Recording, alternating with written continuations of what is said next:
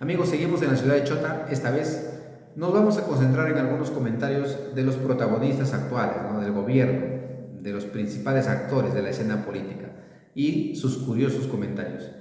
Punto 1. Señor Valdemar Cerrón habla sobre el control de precios que debería incluirse en la nueva constitución que ellos sueñan. Bueno, el control de precios, mis estimados amigos, para todos aquellos que defendemos la economía libre, es nefasto.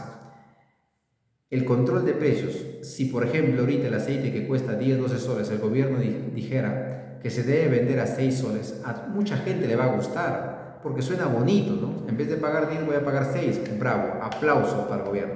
Pero veamos más allá, como decían unos dibujos animados, ¿no? Veamos más allá de lo evidente.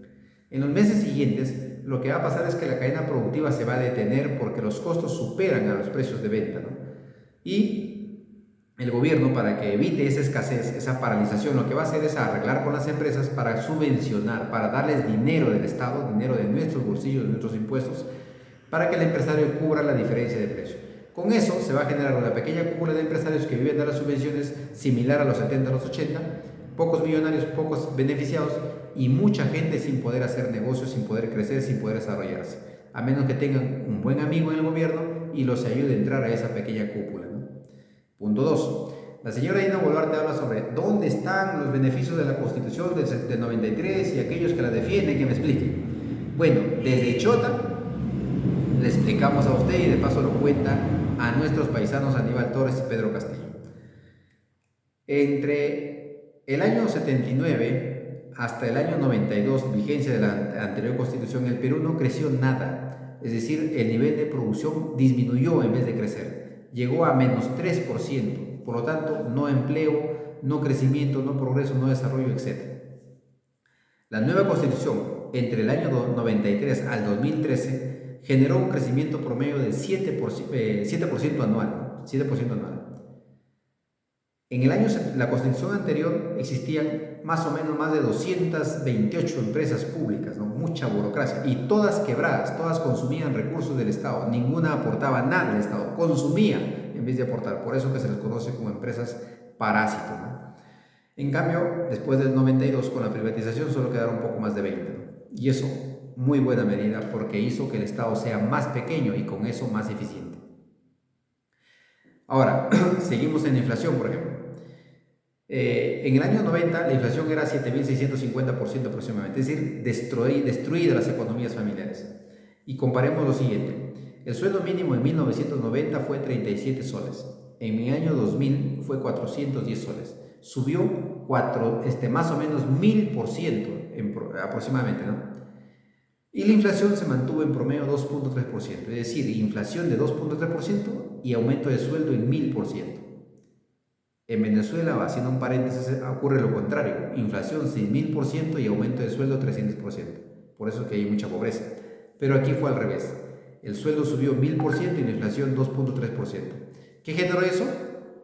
Generó que muchas familias se volvieran o tuviesen capacidad de compra, capacidad adquisitiva. Y con eso, pues mucha gente salió de la pobreza, ¿no? Porque pudo comprar los bienes y contratar los servicios que podía necesitar para el bienestar de su familia.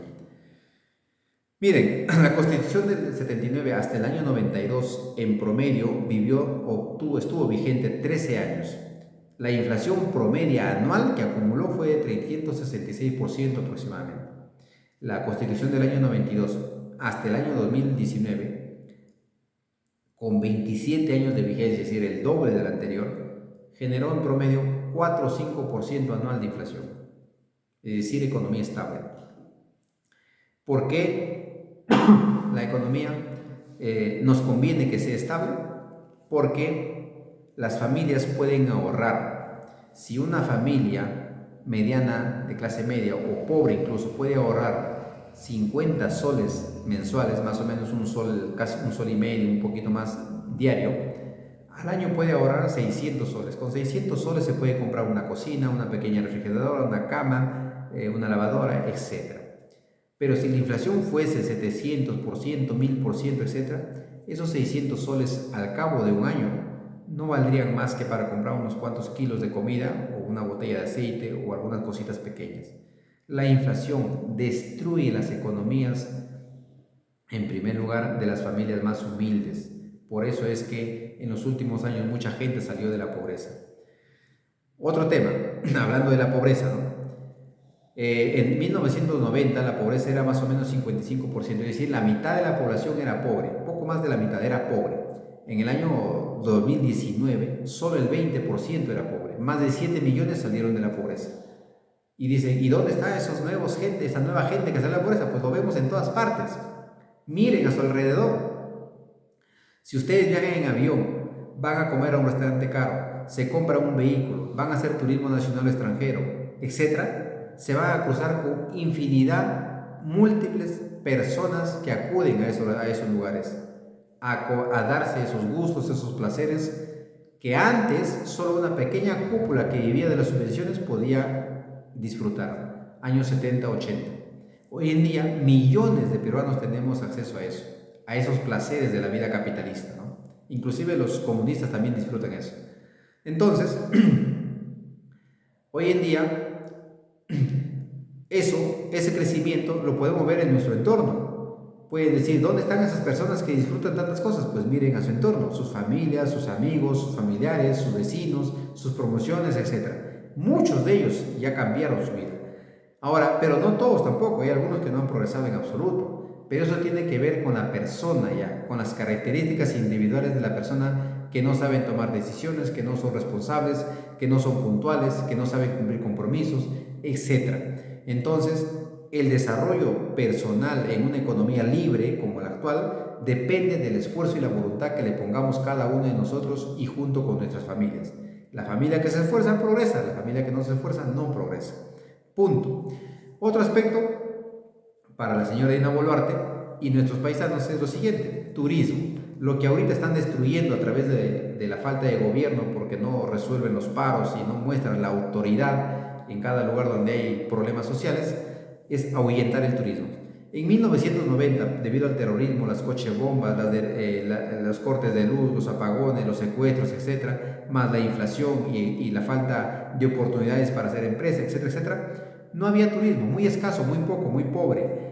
Solo ingresó en el año 1990 $217,000. Miren lo que pasó en el 2018. Ingresó $5,000 millones.